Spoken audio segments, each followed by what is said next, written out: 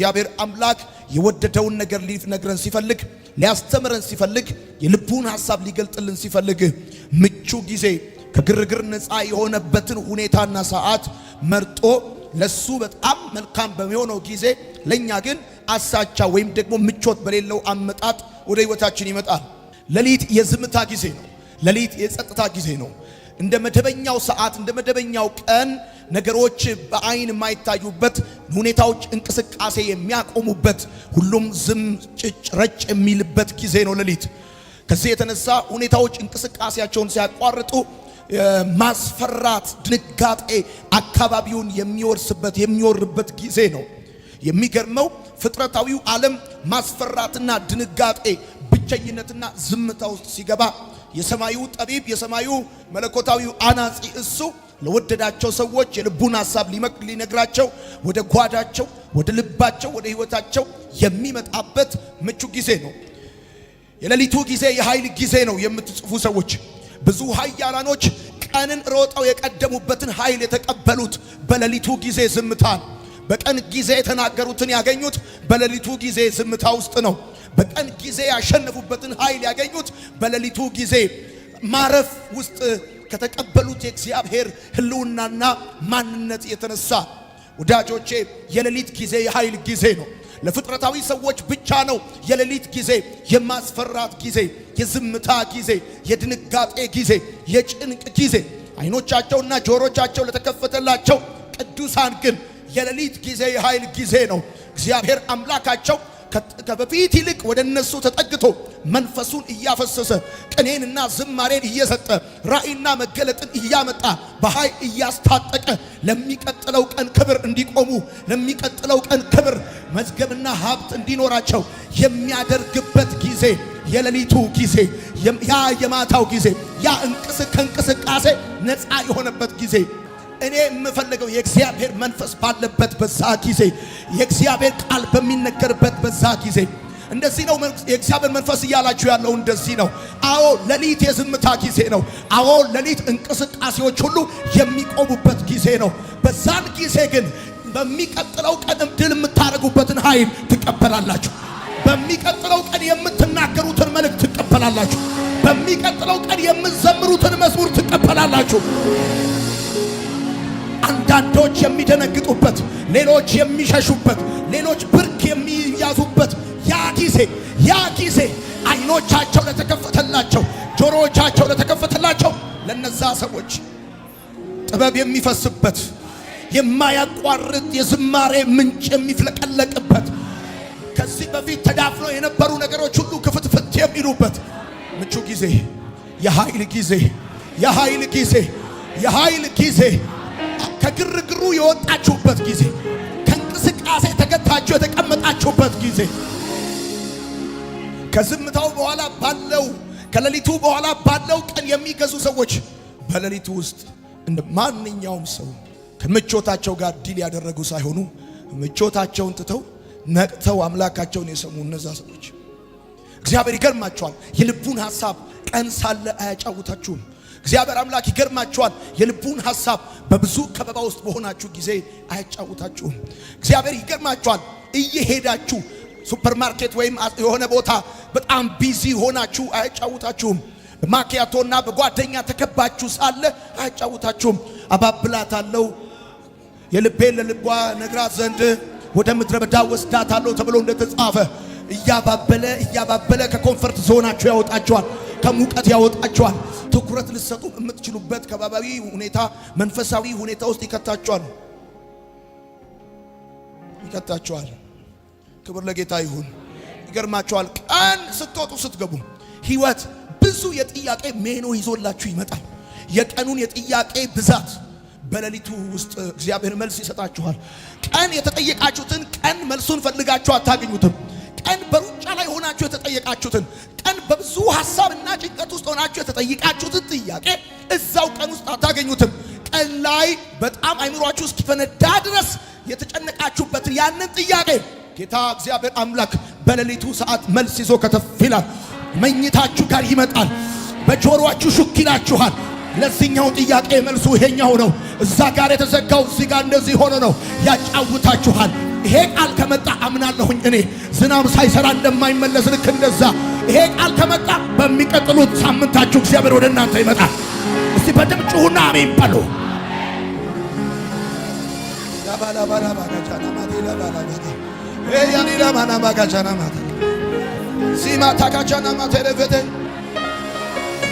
ዋቴ ወርድ ኢጃቲና ማታ ስጋ ሊገዛ ወይም ስጋ ሊበላ ሲል የተቆረጠ ሁሉ ስጋ ይመስለኛል። እኔ ዋይፍ የተቆረጠ ሁሉ ስጋ እንዳልሆነ ስለምታውቅ ይሄኛው በቢላ ተወገዋለች፣ ይሄም ከዛ በስም ትጠራቸዋለች። በለኝ ስጋ ያለው ትምህርት አቃለው ባካሚን በል አቃለው ስጋ ያለው ትምህርት መንፈስ ራሱ ሲመጣ ይታወቀኛል፣ ሲያቅላላ ይታወቀኝ። ጌታ ምስክሬ ነው። ከዚህ ትምህርት በኋላ ከዚህ ቀን በኋላ ህይወትን ወደ ሌላ ዳይሜንሽን ይቀየራል። ኢዳ ማታካቻና ማተለፈ ዛባላ ባካቻና ማቶ መሸብ ብሎ ሰይጣን ሊያስለቅስ ሲመጣ መሸል ብሎ ሊያስለቅስ ሲመጣ አምላክ ስራ የሚጀምረው ልክ ሲመሽ እንደሆነ አላወቀም። ልክ ሲመሽ እንደሆነ ልክ ዝምታው ስትገባ ለእግዚአብሔር የሥራ ጊዜው እንደሆነ ለእግዚአብሔር የሥራ ጊዜው እንደሆነ ውይ ሰው መዝሙር ልትቀበሉ ነው። መዝሙር ልትቀበሉ ነው። በጨለማ ውስጥ የተሰወረ መዝገብ ሊከፈት ነው። ከብዙ ሰዎች እግዚአብሔር የሰወራቸው ነገሮች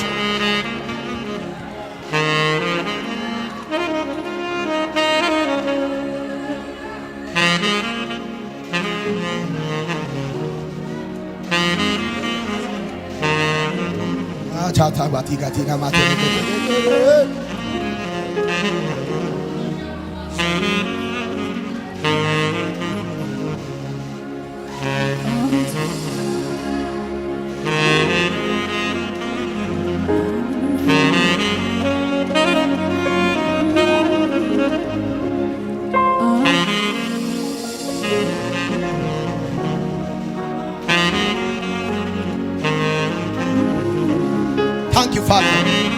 አንድ ነገር እንድታውቅ እፈልጋለሁ። እግዚአብሔር አምላክ ታዋቂ ሰው እንድትሆን ሳይሆን የሚፈልገው ጠቃሚ ሰው እንድትሆን ነው የሚፈልገው።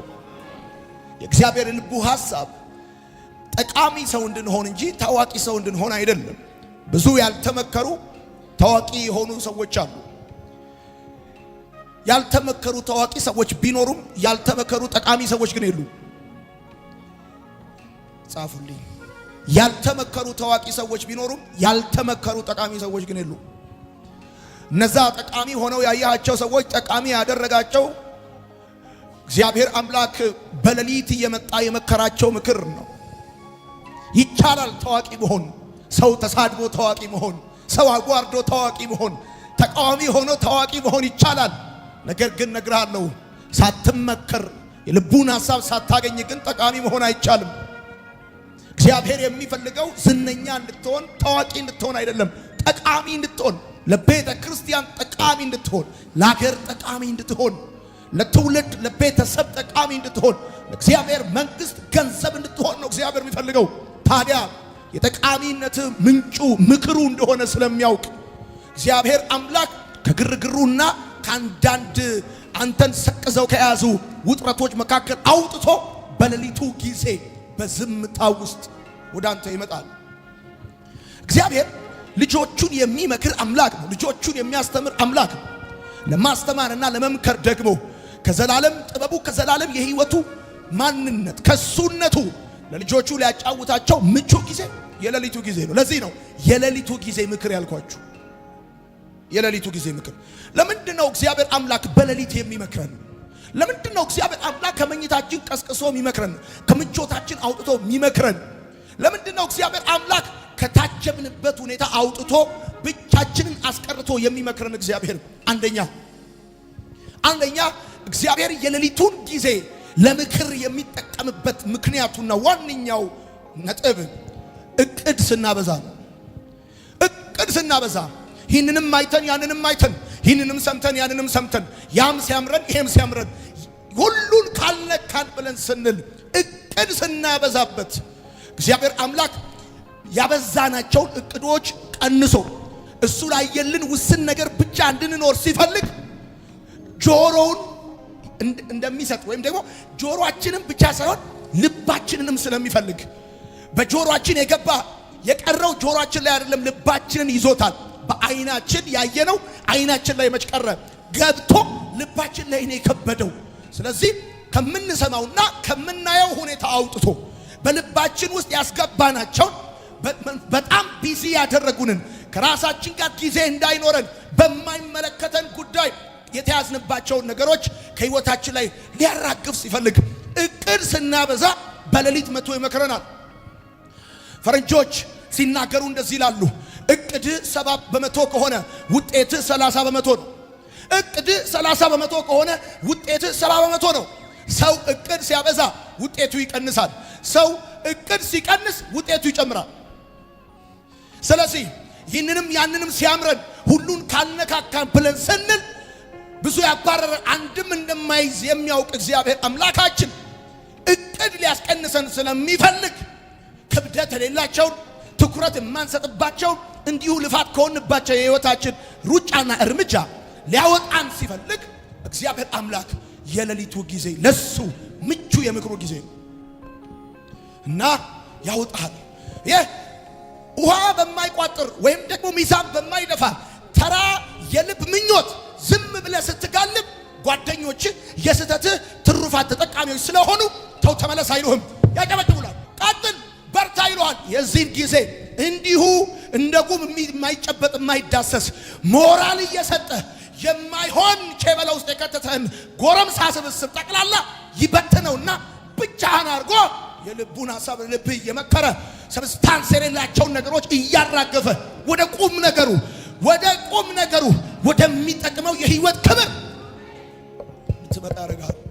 ለዚህ ነው የሌሊቱ ጊዜ ለእግዚአብሔር ምቹ የምክሩ ጊዜ የሚሆነው። ምቹ የምክር ጊዜ ይሆናል። እግዚአብሔር አምላክ በእንደዚህ አይነት ሁኔታዎች ውስጥ ብዙዎችን ለቁም ነገር አብቅቷቸዋል።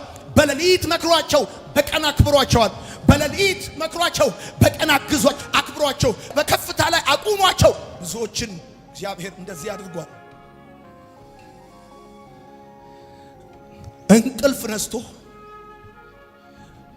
እረፍት ካጣህበት የህይወት አዙሪት ያወጣል።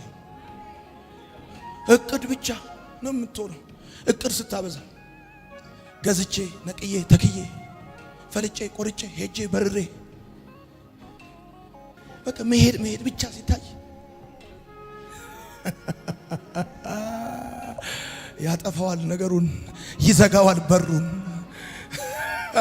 አንዳንድ ፊቶችን ወደ ኋላ ያዞራቸዋል። የዛን ጊዜ ፊቶች ሁሉ ወደ ኋላ ዞረው ጀርባ ብቻ ሲሆንብህ አንድ ፊት የማይዞር ፊት መፈለግ ትጀምራለህ። ቀና ማለት ትጀምራለህ።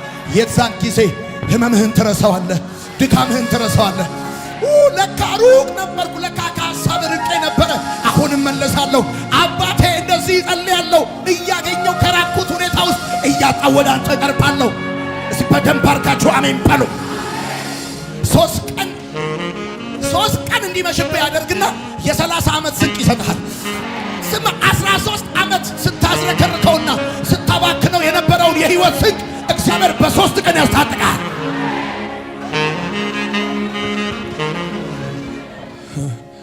የዘላለሙን ጥለህ ዘመን የሚያልፍ ፋሽን የሚያልፍበትን የህይወት እቅድ አድርገህ ስትይዝ የጊዜውን አስጥሎ የዘላለሙን ያሰንቃል። እቅድ ስታበዛበት ምክንያቱም በብዙ ነገር ትያዛለህ። መሮጥ ባለብህ ልክ አትሮጥም፣ መሄድ ባለብህ ልክ አትሄድም፣ ኃይልህ ይዳከማል። እና ለእግዚአብሔር ለአምላክ ሌሊቱ ምቹ የምክሩ ጊዜ ነው። ምክንያቱም እቅድ ስታበዛ ያስጥልሃል። ይህንም ተው የምቅርብህ ብዙ ያባረረ አንድም አይዝም። የሚያስፈልገው ብዙ ነገር አይደለም፣ አንድና ጥቂት ነው። ጌታ ለማርታ እንዳላት ባንቺ እንዲሁ በብዙ ደከምሽ እንጂ እንዲሁ በብዙ ለፋሽ እንጂ የሚያስፈልገው ብዙ ነገር አይደለም፣ አንድና ጥቂት ነገር ነው። ለመኖር ደግሞ የሚያስፈልገው ብዙ ነገር አይደለም፣ አንድና ጥቂት ነገር ነው። እቅድህን ሊያስቀንስ ሲፈልግ አስመሽቶ ያጫውታል። እርግጠኛ ነህ በሩን በደንብ እንደቆለፍከው፣ እርግጠኛ ነህ የውጩንም የፊት ለፊቱንም ሁሉንም እንደቆላለፍኩ ግን ኮቴ ይሰማል። አንድ በር የማይዘው ኮቴ ወደ አንተ ሲመጣ ይሰማል። አንዳንድ ከአጀንዳችን ውስጥ መውጣት ያለበት ፕሮግራም ዝም ብሎ ስኬጁላችንን ቢዚ ያደረገ ይሰረዛል። በነዛ ጊዜያቶች ይሰረዛል። የማይረቡ ቀጠሮች ጠቅላላ ይሰረዛሉ። ፍሬ የሌላቸው ቀጠሮች ጠቅላላ ይሰረዛሉ። የማያዋጡ ቀጠሮች ይሰረዛሉ። ክብር የሌለባቸው ቀጠሮች ይሰረዛሉ።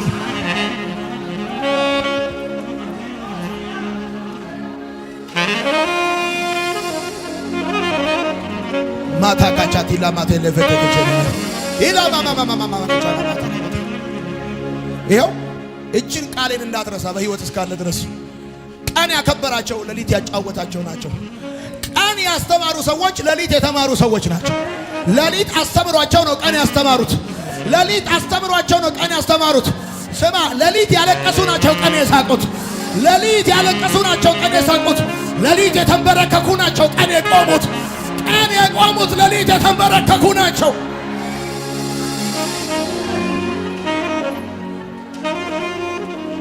ሃሌሉያ ሃሌሉያ፣ ጌታ ይባረክ።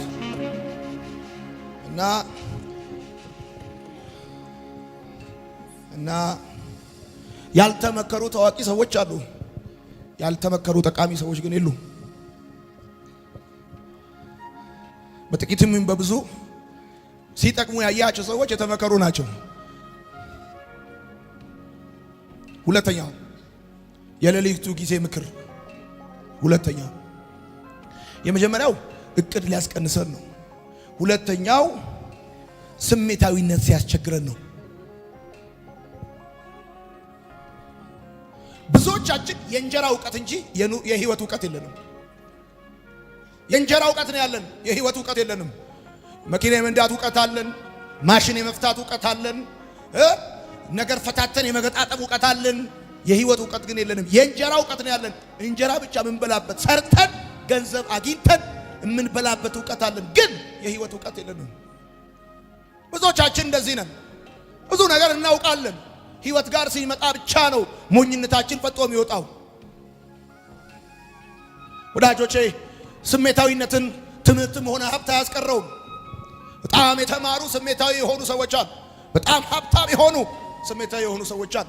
የቱንም ያህል ሀብታም ብትሆን፣ የቱንም ያህል የተማርክ ብትሆን፣ ብዙ መጽሐፍቶች ያነበብክ ብትሆን፣ 2-3 ዲግሪ ቢኖርህ ስሜታዊነትን ሊያስቀርልህ አይችልም። በጣም የሚገርማችሁን ነገር ልንገራችሁ። ይህንን የተፈጥሮ ሸለፈት የሚገርዝልህ የሌሊቱ የእግዚአብሔር ምክር ብቻ ነው።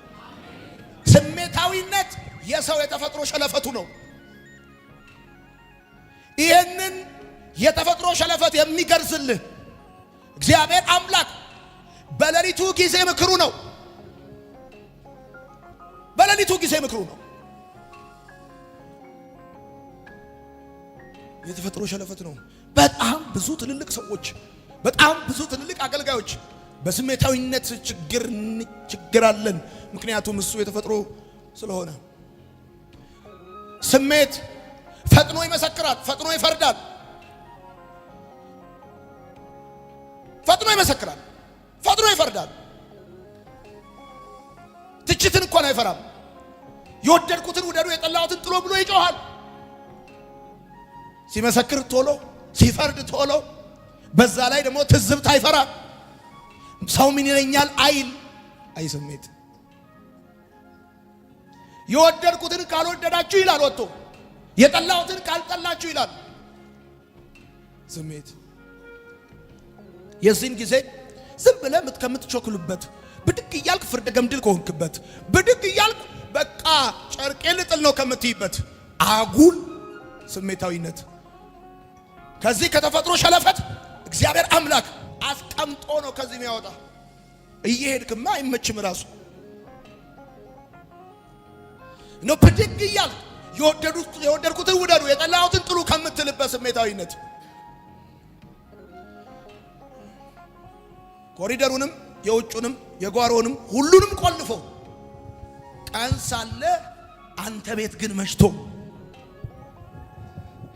በሌሊቱ ጊዜ ምክሩ ይህንን ዝም ብሎ ባላየሁና ባልሰማው እርግጠኛ ባልሆንክበት ጉዳይ እየተነሳ ምስክርነት የምትሰጥበትንና እንዲሁም ደግሞ ፈራጅ የሆንክበትን ትዝብት እንኳን ያልፈራበትን ጉዳይ ቀለበት ከጣት ላይ እንደሚወልቅ ከልብ ላይ የሚያወልቀው በሌሊቱ ጊዜ ምክሩ ነው። ምን ሆኜ ነው እንደዚህ ፈጥኜ የመሰከርኩት?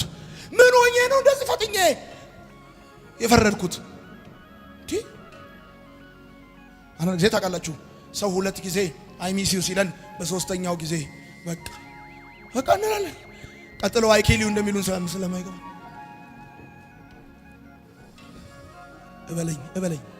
እበለኝ እየፈጠንክ የመሰከርክበት እየፈጠንክም የፈረድክበት ቦታ ላይ ብዙ ጊዜ እጅን ባፋስ ጭኖ አሳፍረዋል። ምስክርነትም ፍርድም ትክክል እንዳልሆነ አሳይቷል። ያንን እርግጠኛ በሆነ ሁኔታ ቦልድሊ የሚያሳይ በሌሊቱ ጊዜ ምክሩ ነው።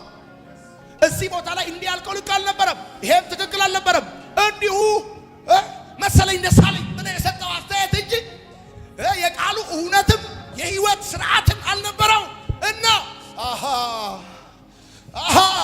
አሃ ሞመንት ውስጥ ይከታል እግዚአብሔር። ለካ እንዲህ ነበር ብለን እንድትል ያደርጋል።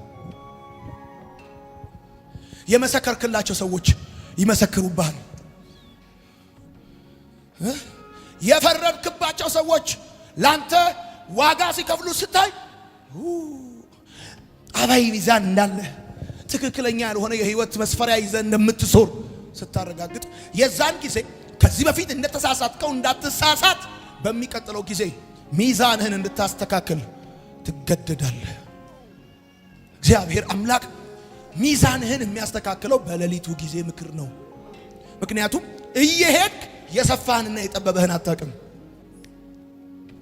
እየሄድክ የሰፋህንና የጠበበህን አታውቅም። የሞላውና የጎደለውን አታውቅም። የሄደውና የመጣውን አታውቅም። ስለዚህ አስቀምጦ መስፈሪያን ያስተካክለዋል።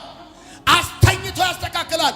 በጣም ብዙ ሰዎች ይገርማል፣ ስፖርት እየሰሩ ወይም ደግሞ እየሮጡ አሊያም ደግሞ ብዙ ነገር እያደረጉ ካስተካከሉት መስፈሪያ ይልቅ 2 ወር በኮቪድ አስተኝቷቸው የተስተካከሉ ብዙ ናቸው።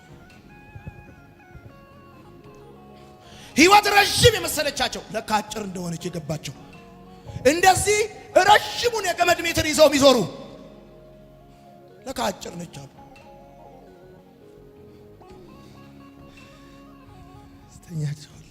ያስተኛቸውና አልጋ ላይ ያስተኛቸዋል። ትንሽ እግራቸውን ያማቸውና ያስተኛቸዋል። ህይወት እንደምታስባት ዲም ላይት ብቻ እንዳልሆነች ቦግ ብልጭ እንደዚህ በቃ ጋስቲዝ በቃ ዝም ብሎ ዲስኮ ሲያምርሽ በቃ ከበሮ ይመቱልሻል ጓደኞች ሲል ከዲስኮ አውጥቶ ዋልዝ ላይ ያረግሻል። ከዛ ጌታ ይባርከኝ እኔን ዋልዝ ላይ ያረግሻል። ቤት ትሆኛለሽ እበይ መልቀቂያ ደብዳቤ ሰጥሻል እበይ። ከዛ በኋላ ከስራ ስትሰናበች መሄጃ ታጫለሽ። ከዛስ ለካ ፈጥኜ የመሰከርኩትም ቸኩዬ የፈረድኩትም ለካ ስሜት ምንም አያደርግ ነገር አለ። ስሜት ብቻውን ነገሮችን ማሰላሰል አይወድም። ያለ ቡድን መኖር ሞት ነው የሚመስለው። ስሜት ብቻውን ነገር ማሰላሰል አይወድም። ያለ ቡድን መኖር ሞት ነው የሚመስለው። ሰው አብሮት ከሌለ እስቲ ይህችን ነገር ላሰላስላት፣ እስቲ ይህችን ነገር ብቻዬን ቁጭ ብዬ ላስባት፣ እስቲ የንጉሱን ፊት ልፈልግ፣ እስቲ ላጫውተው በዜማዬ አይልም። ስሜት እንደዛ ነው። ብቻውን ሆኖ ነገሮችን ማሰላሰል አይፈልግም። ከጓደኞቹ ጋር ሆኖ ቅቅል እየበላ ስቴኪን እዚህ ላይ ይዞ ነው ትዳሩንም በተመለከተ ማሰብ የሚፈልገው።